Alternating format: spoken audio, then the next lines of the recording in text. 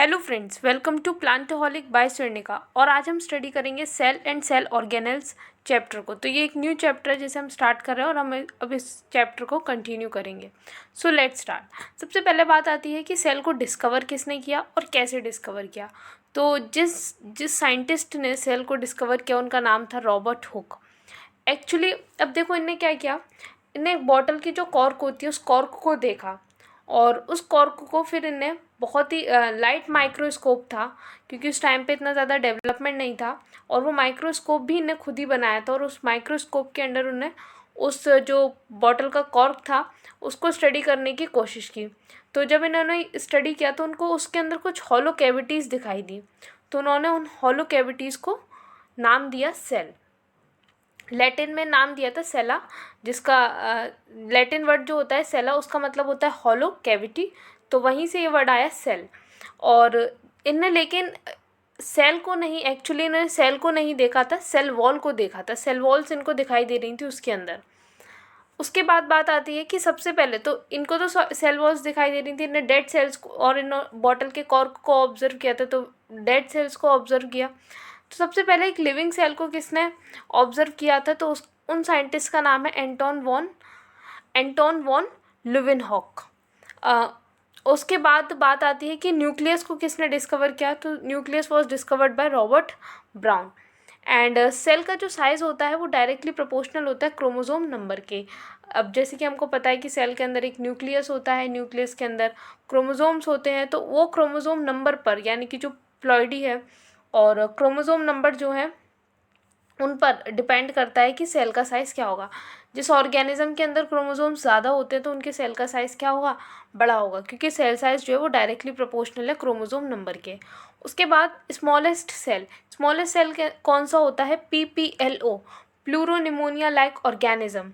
इसकी full form होती है प्लूरोनिमोनिया लाइक ऑर्गेनिज्म, जो कि एक स्मॉलेस्ट सेल माना जाता है। और इसका साइंटिफिक नेम हो गया माइकोप्लाज्मा गैलीसेप्टिकम, और माइकोप्लाज्मा क्या हो गया, इसका जीनस हो गया। ये स्मॉलेस्ट सेल है। और लार्जेस्ट सेल जो होता है वो होता है आपका एग ऑफ ऑस्ट्रिच का एग। और प्लांट सेल्स, लेकिन अगर प्लांट के अंदर लार्जेस्ट सेल की बात करें तो लार्जेस्ट सेल प्लांट्स के अंदर होता है एसिटाबुलेरिया। ये एक मराइन ग्रीन एल्गा है। ये देखिए, इसकी पिक्चर भी मैंने यहाँ पर शो की हुई है। तो इस पिक्चर में भी आप देख सकते हैं कि ये एक यूनिसेलुलर एल्गी है। ये यूनिसेलुलर है, और यूनिसेलुलर होने के बावजूद इसका एक जो सिंगल सेल है वो कितना ज़्यादा बड़ा है। That's why it is the largest cell in the category of plants. उसके बाद सेल थ्योरी की बात आती है कि सेल थ्योरी क्या होती है और सेल थ्योरी को किसने दिया था। तो इसको डिस्कस करते हैं। तो दो साइंटिस्ट हुआ करते थे, स्लाइडन एंड स्वान। तो जो स्लाइडन थे वो एक बॉटनिस्ट थे और जो स्वान थे वो एक जूलॉजिस्ट थे। तो उन्होंने एक सेल थ्योरी दी। उस सेल थ्योरी के अंदर उन्होंने बताया कि जितने भी लिविंग ऑर्गेनिजम्स हैं वो सब सेल से मिलकर बने हुए हैं। All living organisms are composed of cells, ये उन्होंने सेल थ्योरी में कहा था। और लेकिन उसके बाद एक और साइंटिस्ट थे, रुडोल्फ विर्चाउ, जिन्होंने इस सेल थ्योरी को एक फाइनल टच दिया। तो इन्हें सेल थ्योरी को फाइनल टच दिया। तो इन्हें एक बात बोली थी, ओमनिस सेलुला ई सेलुला, ये लैटिन सेंटेंस है। तो इन्होंने बताया कि जो सारे सेल्स होते हैं वो प्री एग्जिस्टिंग सेल्स से आते हैं, यानी कि जो जितने भी न्यू सेल्स हैं जो अराइज होते हैं वो पुराने सेल से ही अराइज होते हैं। पुराने सेल के अंदर सेल डिवीज़न होगा और वो जो पुराना सेल है वो किसको जन्म दे देगा, नए सेल्स को जन्म दे देगा। तो ये बात बताई थी इन्होंने, और फिर ये दो पॉइंट्स आपके सेल थ्योरी के अंदर जुड़ गए। तो इस तरीके से सेल थ्योरी के बेसिक 2 बातें हो गई सेल थ्योरी की, कि सारे लिविंग ऑर्गेनिजम्स सेल से मिलकर बने हैं और जो न्यू सेल्स होते हैं वो प्री एग्जिस्टिंग सेल से अराइज होते हैं। लेकिन एक्सेप्शंस हैं सेल थ्योरी के। एक्सेप्शंस है कुछ ऑर्गेनिज्म। एक हो गया viruses are exception to cell theory. फिर आपके ऑब्लिगेट पैरासाइट्स जो होते हैं, ऑब्लिगेट पैरासाइट्स भी जो है वो आपके एक्सेप्शन में आते हैं सेल थ्योरी के, जैसे कि पैरामीशियम हो गया, राइजोपस हो गया और वाउचेरिया हो गया। अब बात आती है कि ऑब्लिगेट पैरासाइट्स होते क्या हैं। देखिए, पैरासाइट्स जो होते हैं या ऐसे ऑर्गेनिज्म होते हैं जो अपना न्यूट्रिशन किसी दूसरे ऑर्गेनिज्म से ऑब्टेन करते हैं। तो अब जो पैरासाइट्स होते हैं वो 2 टाइप के होते हैं, ऑब्लिगेट एंड फैकल्टेटिव। तो जो ऑब्लिगेट पैरासाइट्स होते हैं, दीज आर द पैरासाइट्स जो अपनी लाइफ साइकिल बिना होस्ट को एक्सप्लॉइट करे कंप्लीट कर ही नहीं सकते। अगर होस्ट नहीं होगा तो ये रिप्रोड्यूस नहीं कर पाएंगे और ना ही अपनी लाइफ साइकिल को कंप्लीट कर पाएंगे। तो वो होते हैं ऑब्लिगेट पैरासाइट्स। इसके एग्जांपल है पैरामीशियम हो गया जो कि प्रोटोजोआ है, राइजोपस हो गया, rhizopus is a fungi, and vaucheria जो कि एक एल्गी होती है, काइंड ऑफ एल्गी। सो और ऑर्गेनाइजेशन ऑफ सेल, अब हमें सेल का ऑर्गेनाइजेशन पढ़ना है। तो बेसिकली हम कौन से सेल को स्टडी करेंगे? प्लांट सेल को हम यहाँ पर स्टडी करने वाले हैं। तो 3 कैटेगरीज यहाँ पर रहेंगी, सेल वॉल एंड हम सेल को 3 कैटेगरीज में या डिवाइड कर सकते हैं, 3 कैटेगरीज में डिवाइड करके पढ़ सकते हैं। जैसे कि पहली कैटेगरी हो गई cell wall and plasma membrane, जो कि प्लांट सेल्स में प्रेजेंट होगी सेल वॉल ओनली। फिर हो गया सेकेंड वैक्यूल, और फिर हो गया प्रोटोप्लाज्म। तो प्रोटोप्लाज्म जो है वो होता है आपका साइटोप्लाज्म और न्यूक्लियस। प्रोटोप्लाज्म और प्रोटोप्लास्ट 2 वर्ड्स होते हैं, प्रोटोप्लाज्म और प्रोटोप्लास्ट। तो प्रोटोप्लाज्म का मतलब होता है साइटोप्लाज्म प्लस न्यूक्लियस, हम दोनों की बात करते हैं, साइटोप्लाज्म और न्यूक्लियस की। और प्रोटोप्लास्ट का मतलब होता है सेल में से सेल वॉल को रिमूव कर दो। तो जब आप सेल में से सेल वॉल को रिमूव कर देते हैं तो जो पार्ट बचता है इट इज़ कॉल्ड प्रोटोप्लास्ट। तो साइटोप्लाज्म के अंदर अब जब जो सेल का साइटोप्लाज्म होता है उसके अंदर 2 चीज़ें देखी जा सकती हैं, metabolically active organelles and metabolically inactive substances. तो इनको जैसे कि ऑर्गेनेल्स के अंदर आ गया आपका mitochondria, plastids, endoplasmic reticulum, Golgi bodies, ribosomes, centrosomes, microbodies. और मेटाबॉलिकली इनएक्टिव सब्सटेंसेस जिनको साइटोप्लाज्मिक इंक्लूजन्स भी कहते हैं, they are also known as ergastic substances, deutoplasmic substances और ड्यूटोप्लाज्म। इसके अंदर आते हैं आपके स्टोरेज सब्सटेंसेस, जैसे कि कार्बोहाइड्रेट्स प्रेजेंट होते हैं, फैट्स प्रेजेंट होते हैं, प्रोटीन प्रेजेंट होते हैं, सब किस में प्रेजेंट है? साइटोप्लाज्म में प्रेजेंट है। सिक्रेटरी सब्सटेंसेस होते हैं जो कुछ ना कुछ सीक्रेट करते हैं और या फिर सीक्रेट होते हैं, जैसे कि एंजाइम्स हो गए आपकी, नेक्टर हो गया, कलरिंग मैटर हो गया, एक्सक्रेटरी सब्सटेंसेस हो गए, टेनिन्स, गम्स, रेजिन्स, ये सब। तो इस तरीके से हम सेल को 3 पार्ट्स में डिवाइड करके स्टडी कर सकते हैं और उसके ऑर्गेनाइजेशन को समझ सकते हैं। तो आज हम जिस पार्ट को डिस्कस करने वाले हैं वो पार्ट है सेल वॉल। तो ये देखिए एक यूकैरियोटिक सेल की पिक्चर है, आप एक यूकैरियोटिक सेल को देख सकते हैं। इसके अंदर सारे जो यूकैरियोटिक सेल जो यूकैरियोटिक सेल और प्रोकैरियोटिक सेल में क्या डिफरेंस होता है? प्रोकैरियोटिक सेल जो होता है उसके अंदर सेल ऑर्गेनेल्स भी नहीं होते और जो उसका न्यूक्लियस है वो वेल डेवलप्ड नहीं होता, उसके पास एक न्यूक्लियर एनवेलप नहीं होता और वो इंसिपिएंट टाइप का होता है। जबकि यूकैरियोटिक सेल जो है वो वेल डेवलप्ड होता है। यू का मतलब क्या होता है? You is true and karyotic means nucleus, यानी कि ट्रू न्यूक्लियस, जिसके अंदर ट्रू न्यूक्लियस होगा वो सेल आपका होता है यूकैरियोटिक सेल और इसके अंदर सारी सेल ऑर्गेनेल्स प्रेजेंट होंगी। Mitochondria is there, Golgi apparatus and ribosomes, nucleus और सेंट्रियोल्स जो होते हैं ये सिर्फ एनिमल सेल में प्रेजेंट होते हैं, they are not present in plant cells, in lower plants में पाए जाते हैं, not in higher plants. So ये एक यूकैरियोटिक सेल का डायग्राम है, इसको आप देख सकते हैं। उसके बाद हम आगे बढ़ते हैं और सेल वॉल को अब स्टार्ट करते हैं।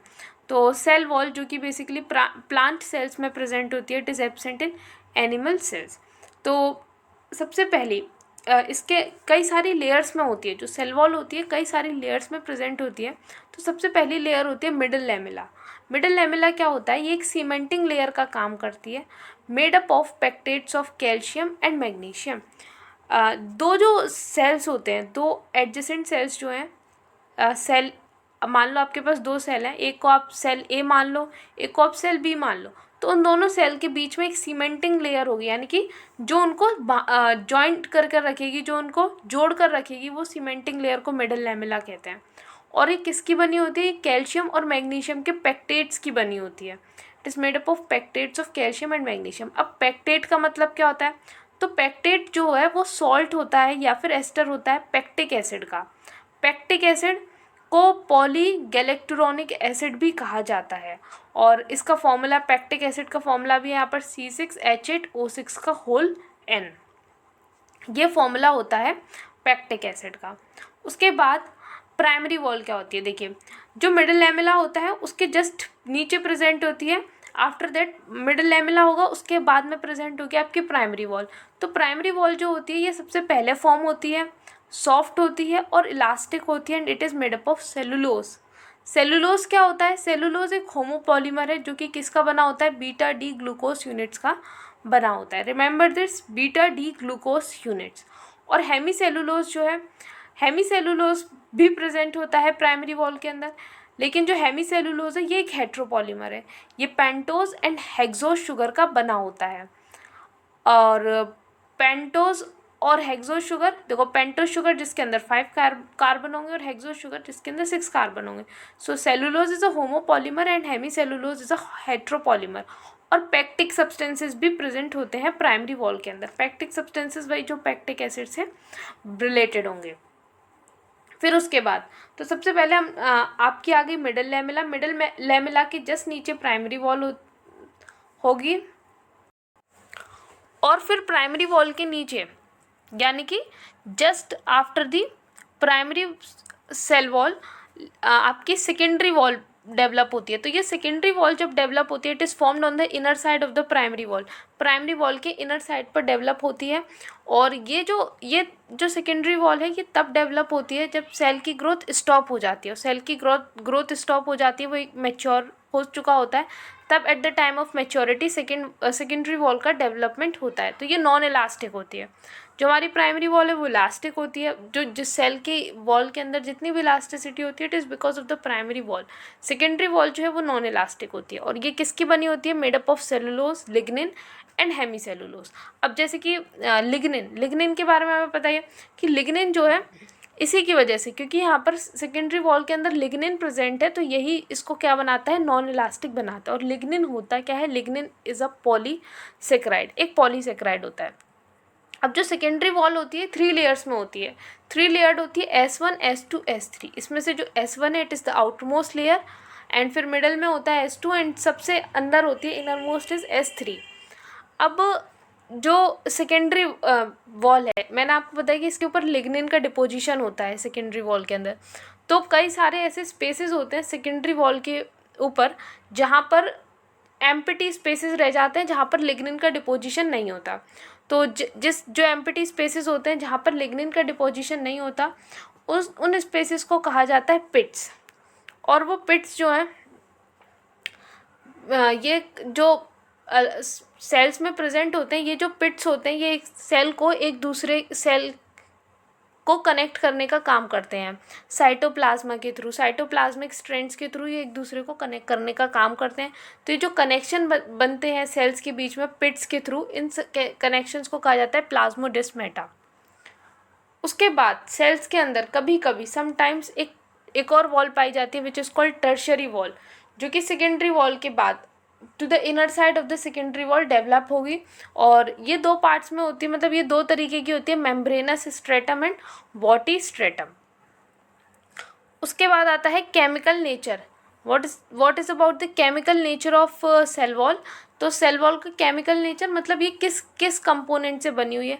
तो ये बीटा डी ग्लूकोज कैसे बनती है ये देखते हैं। सबसे पहले जो देखो ये हम देख ही चुके हैं, सेलुलोज से बनती है, हेमी सेलुलोज से बनती है, लिग्निन प्रेजेंट होता है, पैक्टिक सब्सटेंसेस प्रेजेंट होते हैं, इन सब से बनी होती है सेल वॉल। अब होता क्या है basically, beta D glucose units जो होते हैं वो बीटा डी ग्लूकोज यूनिट्स मिलकर सेलुलोज बनाते हैं। Around 10,000 beta D glucose unit मिलकर सेलुलोज का एक मॉलिक्यूल बनाते हैं। सेलुलोज का एक मॉलिक्यूल नहीं, sorry, cellulose is a polymer, तो सेलुलोज पॉलीमर बनाते हैं। फिर वो उसके 100 सेलुलोज यूनिट मिलकर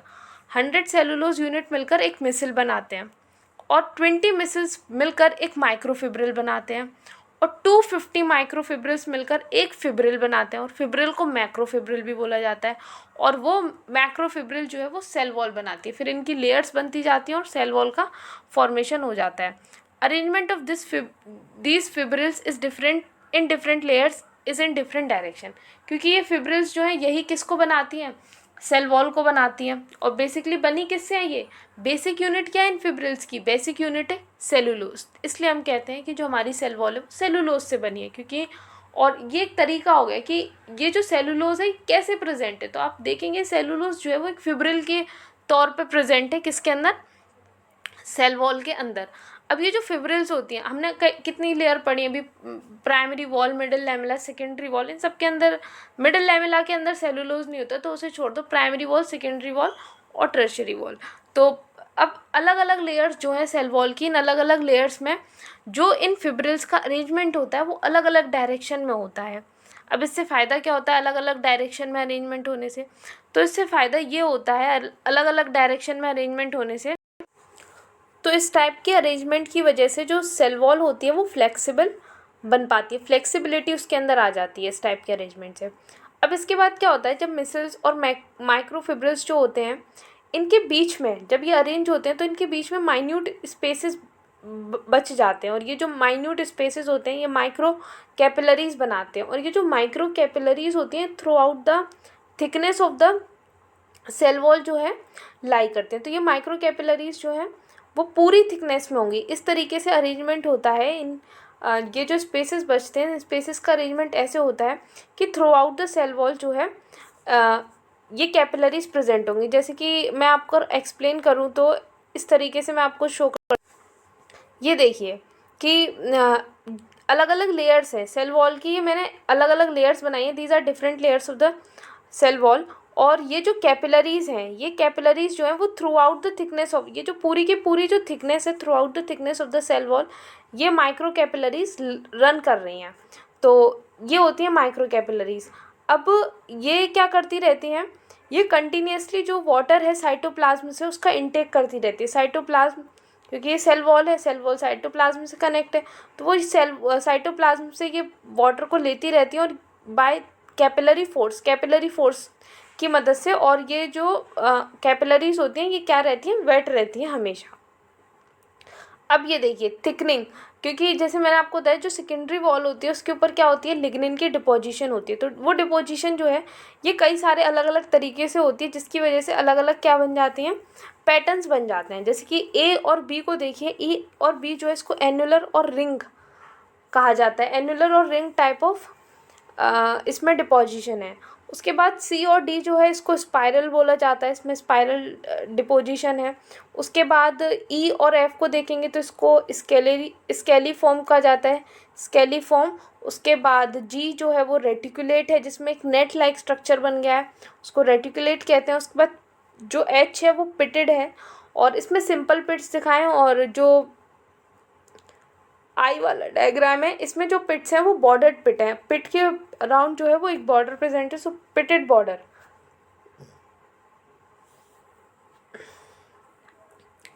origin of cell wall, cell wall का ओरिजिन कैसे होता है, तो सबसे पहला सेल वॉल का ओरिजिन हम स्टडी करते हैं। उससे पहले एक बात यहाँ पर लिखी हुई है, the plane and the place of the cell wall is determined by microtubules.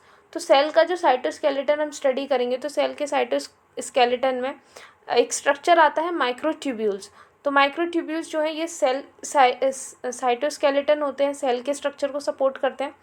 तो जो सेल वॉल है, जब सेल वॉल का फॉर्मेशन होगा, जब दो नए सेल बने हों, उन सेल के अंदर सेल वॉल का फॉर्मेशन होगा, तो सेल वॉल के फॉर्मेशन के बाद जो प्लेन है, सेल वॉल का जो प्लेन है और जो प्लेस है सेल वॉल का, वो उसको कौन डिटरमाइन करेगा, माइक्रोट्यूब्यूल्स डिटरमाइन करेंगे।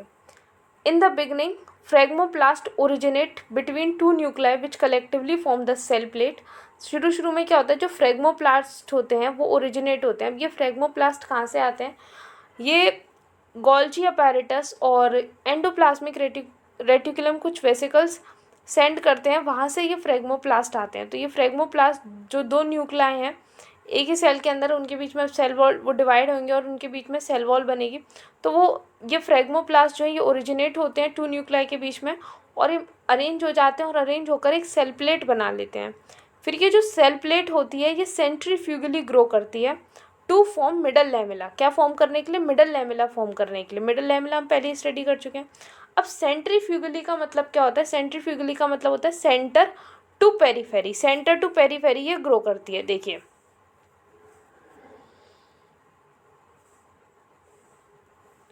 ये एक सेल है, इसके अंदर दो न्यूक्लियाई हैं और यहाँ पर सेल वॉल का, इनके बीच में सेल वॉल का वो होना है, डेवलपमेंट होना है तो सबसे पहले सेल प्लेट बनेगी, तो जो फ्रेगमोप्लास्ट होंगे वो अरेंज हो जाएंगे और एक सेल प्लेट बनाएंगे।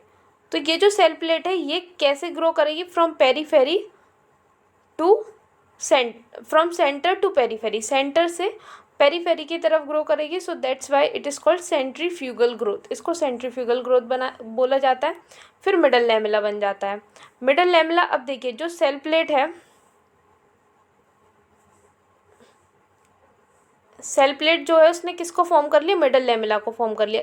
ये मिडल लैमेला है। अब मिडल लैमेला के दोनों साइड, क्योंकि एक सेल उधर है और मिडल लैमेला के एक साइड और एक सेल इधर है, एक सेल ऊपर है, जैसे ये मिडल लैमेला है तो आप ये समझिए एक सेल यहाँ बनेगा, एक सेल यहाँ बनेगा। तो मिडल लैमेला के दोनों side primary wall primary wall lay down करी जाएगी। उसके बाद प्राइमरी वॉल के बाद सेकेंडरी वॉल का फॉर्मेशन होगा। तो इस तरीके से वॉल्स का फॉर्मेशन होता है। तो मिडल लैमेला होगी, फिर मिडल लैमेला के दोनों साइड्स प्राइमरी वॉल बन जाएगी, उसके बाद सेकेंडरी वॉल बन जाएगी और समटाइम्स टर्शरी वॉल भी डेवलप होती है। तो इस तरीके से जो है सेल वॉल का फॉर्मेशन होता है। तो यहाँ पर यही देखिए, उसके बाद दोनों साइड्स पर सेलुलोज एक्यूमुलेट हो जाता है फिब्रिल की फॉर्म में टू फॉर्म प्राइमरी वॉल। उसके बाद सेकेंडरी वॉल बनती है और सेकेंडरी वॉल में लिग्निन का डिपोजिशन होता है विच इज़ अ पॉलीसेक्राइड। अब जो सेल वॉल की ग्रोथ है वो ग्रोथ कैसे होती है, तो cell wall exhibits centripetal growth. Cell wall जो है वो सेंट्रीपीटल ग्रोथ एग्जिस्ट करती है। अभी हमने देखा कि जो सेल प्लेट है, सेल प्लेट का डेवलपमेंट कैसे होता है, सेंट्रीफ्यूगल। अब सेल प्लेट बन चुकी है, सेल प्लेट से सेल वॉल बन चुका है। अब सेल वॉल को ग्रो करना है, उसको थिकनेस में ग्रो करना है, थिकनेस में ग्रो करेगी सेल वॉल। तो अब वो ग्रो करेगी, वो सेंट्रीपीटल ग्रो करेगी, सेंट्रीपीटल ग्रोथ होगी उसके अंदर, यानी कि अब जो ग्रोथ है वो कैसी होगी, पेरीफेरी से सेंटर की तरफ ग्रोथ होगी। लेकिन जो स्पोरोडर्म होता है, स्पोरोडर्म स्ट्रेटिफिकेशन, स्पोरोडर्म के अंदर जब स्पोरोडर्म जैसे कि पॉलन ग्रेन हो गया, उसके अंदर जब लेयर्स का फॉर्मेशन होगा तो वो सेंट्रीफ्यूगल ही होता है, वो सेंट्रीफ्यूगल ही होता है, सेंटर टू पेरीफेरी ही होता है, वो सेंट्रीपीटल नहीं होता। ये एक एक्सेप्शन है, वरना जो सेल वॉल का डेवलपमेंट है वो सेंट्रीपीटल होता है। It is from periphery to centre. अब जो डिपोजिशन है, सेल वॉल के अंदर जो सब्सटेंसेस का डिपोजिशन होता है उसको एपोजिशन कहते हैं। चाहे वो सेलुलोज का डिपोजिशन हो रहा है, लिग्निन का डिपोजिशन हो रहा है, तो सेल वॉल सब्सटेंसेस का जब डिपोजिशन होता है इट इज़ कॉल्ड एपोजिशन। अब सेल वॉल की जो ग्रोथ होती है ये 3 टाइप की होती है, 3 टाइप की ग्रोथ है, interception growth, मल्टीनेट growth and Mosaic growth. तो जो फर्स्ट टाइप है इसका मतलब क्या है, जो न्यू सेल वॉल मटेरियल्स होते हैं वो पुराने, जब जो प्राइमरी वॉल है, जो प्राइमरी सेल वॉल है वो ओल्ड हो चुकी है, एक्सपेंड हो चुकी है, उसे जितना एक्सपेंड होना था, जितना थिकनेस में ग्रो करना था वो कर चुकी है और ओल्ड हो चुकी है। तो अब new cell wall lay down करी जाएगी या secondary cell wall lay down करी जाएगी, तो उसके जो न्यू वॉल मटेरियल्स होंगे वो पुराने ही वॉल मटेरियल्स में एम्बेडेड हो जाएंगे, ये इसका मतलब होता है। उसके बाद जो सेकेंड टाइप की ग्रोथ है मल्टीनेट ग्रोथ, इसका मतलब क्या होता है, माइक्रोफिब्रिल्स जो होते हैं, अभी हमने पढ़ा कि किस तरीके से माइक्रोफिब्रिल्स मिसल वगैरह ये सब क्या होता है। तो इसमें जो माइक्रोफिब्रिल्स होते हैं वो लूज़ हो जाते हैं और जैसे ही वो लूज़ होते हैं तो न्यू वॉल लेयर्स जो हैं वो डिपॉजिट होने लगती हैं। ये मल्टीनेट ग्रोथ हमें बताती है। उसके बाद मोज़ेक ग्रोथ जो है इसके अंदर ये ग्रोथ तब होती है जब दोनों ही जो मेथड्स अभी हमने पढ़े, इंटरसेप्शन एंड मल्टीनेट, जब ये दोनों मेथड इन्वॉल्व होते हैं तब मल्टीनेट ग्रोथ होती है। उसके बाद फंक्शंस क्या हैं सेल वॉल के, what are the functions of the cell wall. तो सेल वॉल का फंक्शन है सेल को डेफिनेट शेप और रिजिडिटी प्रोवाइड करना, उसको रिजिड स्ट्रक्चर बनाना, ताकि वो जो है हमारी पूरी बॉडी का जो है क्या कर सके, स्ट्रक्चर बना सके। जैसे कि सेल्स जो हैं वो मिलकर टिश्यू बनाते हैं, फिर टिश्यूज़ मिलकर ऑर्गन्स बनाते हैं और ऑर्गन्स मिलकर ऑर्गन सिस्टम्स बनाते हैं और कई सारे ऑर्गन सिस्टम मिलकर एक ऑर्गेनिज्म को बनाते हैं। तो सेल के अंदर रिजिडिटी होनी चाहिए तभी एक ऑर्गेनिज्म बन पाएगा। तो सेल जो उस सेल को रिजिडिटी प्रोवाइड करते हैं, शेप प्रोवाइड करता है सेल वॉल। और एक्सोस्केलेटन, रोल ऑफ एक्सोस्केलेटन, एक एक्सोस्केलेटन के रोल को निभाते हैं। देखिए 2 टाइप के स्केलेटन होते हैं ना, एक्सोस्केलेटन एंड एंडोस्केलेटन। तो एक्सोस्केलेटन जो है वो आउटर स्केलेटन होता है और एंडोस्केलेटन जो है वो इनर स्केलेटन होता है, जो जिसको हम साइटोस्केलेटन भी बोलते हैं। तो एक्सोस्केलेटन इज द जो सेल को बाहर से सपोर्ट कर रहा है। तो सेल वॉल जो है वो एक एक्सोस्केलेटन का रोल निभाती है। अब तीसरी चीज़ आती है परमेबिलिटी। तो जो हमारी सेल वॉल होती है वो परमिएबल होती है, वो वाटर को और कई सारे सब्सटेंसेस को जो है वो जाने देती है, अलाउ करती है सेल के अंदर। एंड चौथी चीज़ है protection from adverse conditions, adverse condition से बचाती, क्योंकि सेल वॉल प्लांट्स के अंदर प्रेजेंट है।